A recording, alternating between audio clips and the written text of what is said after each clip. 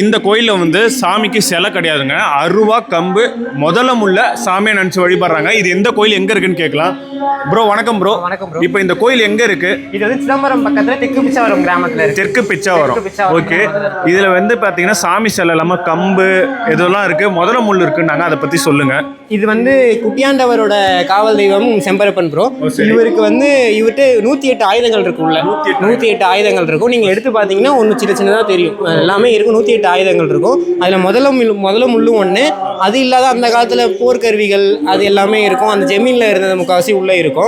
இதெல்லாம் எடுத்துக்கிட்டு தான் அவர் கரகம் வெளில சுற்றி வரும்போது அவருக்கு பின்னாடி காவலாக இவங்க எல்லாருமே போவாங்க. இதெல்லாம் காவல் போல அவர் காவல்.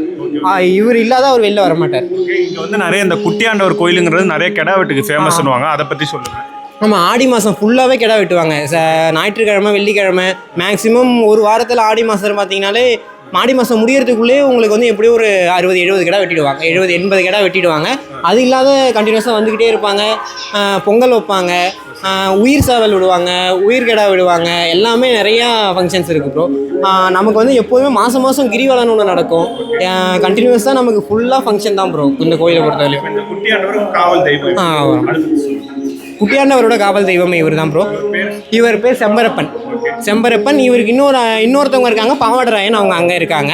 இவங்க செம்பரப்பன் எப்படின்னா ரொம்ப க்ளோஸ் இவருக்கு. எதுனாலுமே இவரை கேட்டு தான், அவரே இப்போ வெளில வராருன்னா இவரை கேட்டு தான் வெளில வருவாருன்ற மாதிரி ஒரு இது இருக்குது.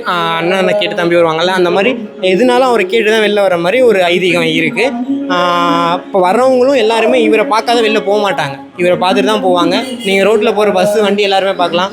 எல்லாமே காலையில் பார்த்தீங்கன்னா இங்கே இவருக்கு சூடம் கொளுத்திட்டு தான் எல்லாருமே போவாங்க. எல்லாருமே அந்த அளவுக்கு இவர் ரொம்ப பவர்ஃபுல்லு. இவர்கிட்ட யாருமே உள்ளே அவ்வளோ நெருங்க முடியாது. எல்லாருமே வெளில